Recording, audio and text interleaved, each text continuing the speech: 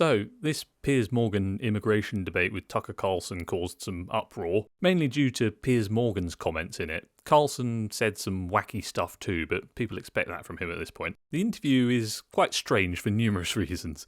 You got Piers Morgan embarrassing his own side of the immigration debate by making ridiculous arguments, interrogated by Tucker Carlson, a man who's taken a very strange ideological turn in recent years. So Carlson's doing this bizarre tightrope walk of making the case against immigration while also claiming criticism of Islam is a psyop, as he put it. He talks out of both sides of his mouth on pretty much every issue covered in this exchange. But this video is not really about him. It's more about Piers Morgan's comments, why they annoyed people so much, and how the arguments he made really let the pro-immigration side of the debate down. Although I'm not sure if this term was used, I think it was at least implicit that mass migration is what was really being discussed. The comments Morgan made to defend, let's say, mass migration, are kind of like the comments that would be scripted for a vapid neo-lib Blairite caricature in some satirical skit or something. When Carlson started critiquing mass migration, again, let's say, Morgan told him to look out the window beside them and observe that London still looks like London because various famous landmarks are still there, which is not really any kind of argument at all, is it?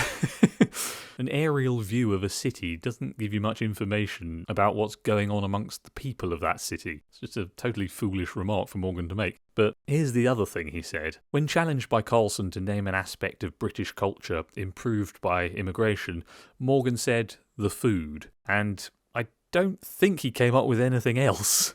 If he did, and I've forgotten, feel free to let me know in the comments, but that was at least the more vehement argument he made, I think. What an insultingly shallow argument to both sides of the debate. It insults the people who are against mass migration because that's such a trivial benefit to be exchanged for everything they consider lost to the project, but it's also insulting to the pro-immigration crowd because it implies the food is all the project has to offer Britain, and that's all immigrants have to offer. I feel like even a relatively far-right person could make a better Steelman case for immigration than this feeble attempt by Piers Morgan. At this point, I don't think anyone's really interested in listening to a pro-mass migration case, because both sides of the mainstream political aisle acknowledge that mass migration has gone too far. So in Britain, you've got left-wing media pundits conceding that fact, and the Labour Party making pledges to try and do something about it. It does actually show a really quite drastic shift of the Overton window, actually, because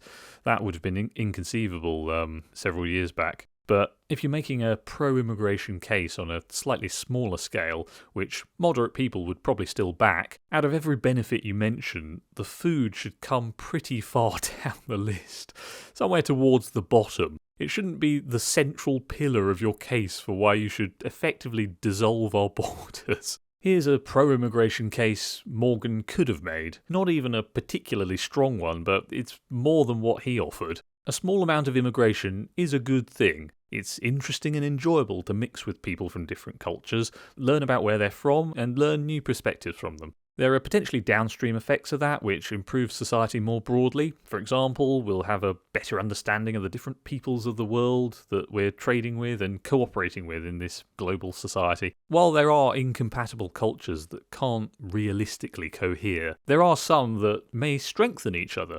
The introduction of certain aspects of foreign cultures can be complementary to our own, enhancing our society. This can come in the form of certain cultural attitudes and practices which may be more developed iterations of our current customs, or show a weakness in the way we do things that can be improved. You may have had the experience of talking to someone from another country, learning about a custom or even law or institutional practice they have in their home country, and wondering why on earth we don't do that here. In summary, broadening our horizons means we can learn from the people of the world and build strength in our culture and institutions where there may be weakness. There's the economic argument too. Immigration's good for GDP, etc., but I don't know if it's worth making that one. It's a better argument than the food one, but To be honest, I don't think it convinces anyone who hasn't already bought into it, because people just don't think economic growth is a worthwhile trade-off for becoming alienated in their own homeland, if that's how they feel. Economic growth is no substitute for the spiritual void modernity carves out in people. In fact, the processes necessary to achieve it, and even some of the decadent results of it, are what leave people feeling spiritually robbed. So yeah, the economic argument might actually be counterproductive. Breaking away from this sort of Steelman case I'm making here and just speaking more personally about my experiences, I mean, you know, I've had lots of immigrant friends. I've been very close to some of them, romantically, I do think that having them come here is a good thing, quite frankly. It does, in small numbers that is, it does enhance our culture and just our, well, for those of us who value it, I suppose, our personal experiences.